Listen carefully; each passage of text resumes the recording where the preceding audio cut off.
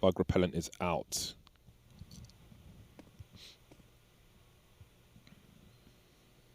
Zero looking for an opportunity. At this point, the damage is irrelevant. It's purely about trying to clutch the round.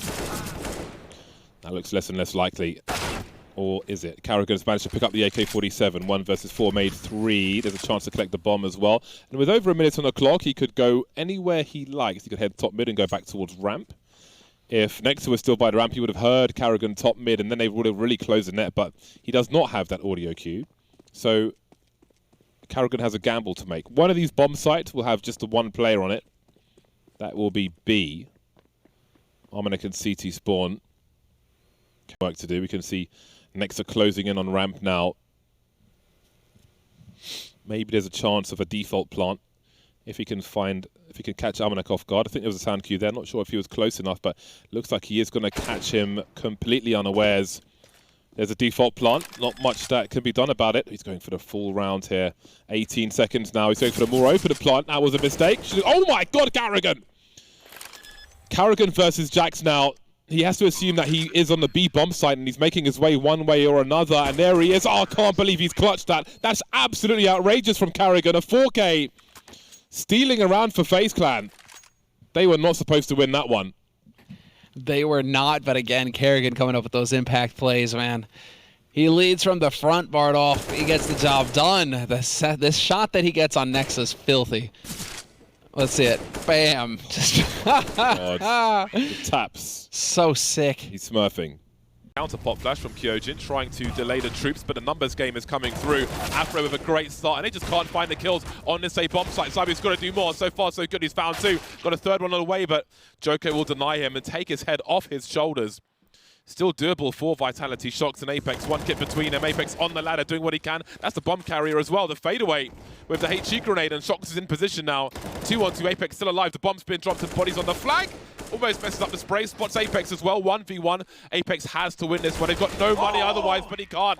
Body again, making it 8-2. A monstrous T-side for Double Pony so far. No way he finds that headshot coming out of heaven, and that's Apex. Smokes are up already. They still have reasonable positions. I think Acorn may have spotted somebody top mid, where he's laser focused on that.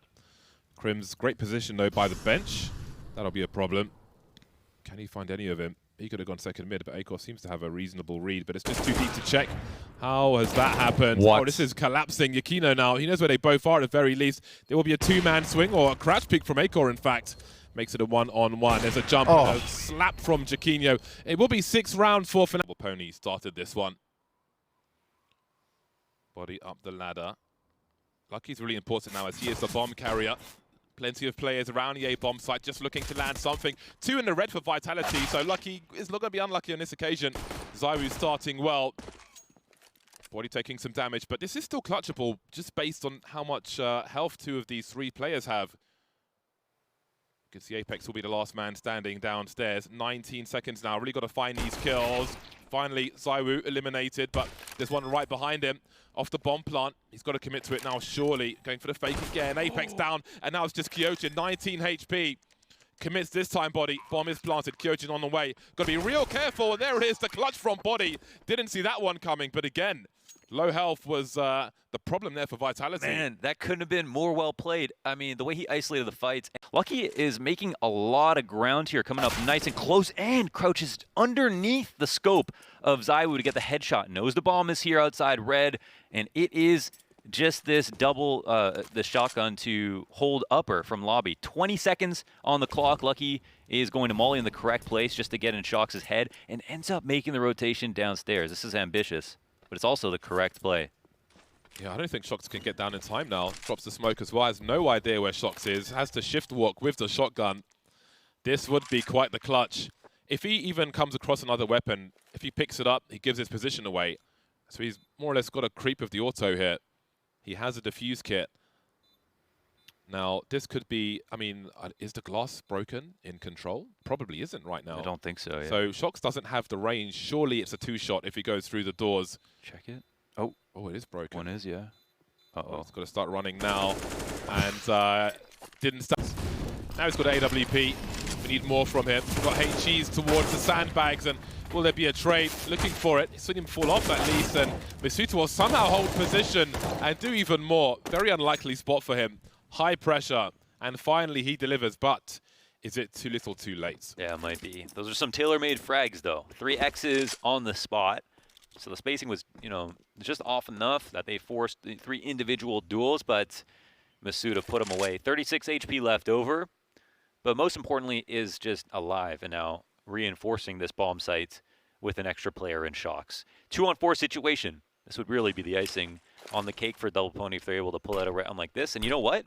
It's not out of the realm of possibility because masuta's low here and they're very close on the side. Shocks wide swings, and they know he's still here, but masuta, he locks it up. All 5 kills, 10 HP left over, and there was no one else to help him.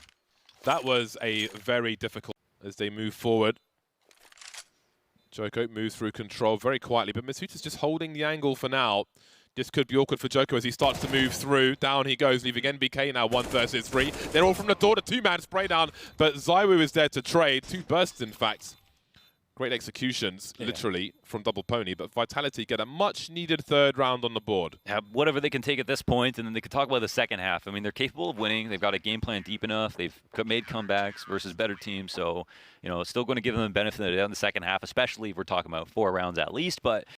Considering a Molotov into the smoke, trying to bait the push, and timing's not going to work out for him. Bomb can be rescued. Twisted and realized he was exposed, and things are turning around now. Or are they? Nico with 21 HP in a 1 versus 2. Things become more difficult. It's an interesting approach from G2 to this area. Very awkward position for them. And indeed, I did say you have to win that consecutive round. That looks less likely now. It is Nico, though.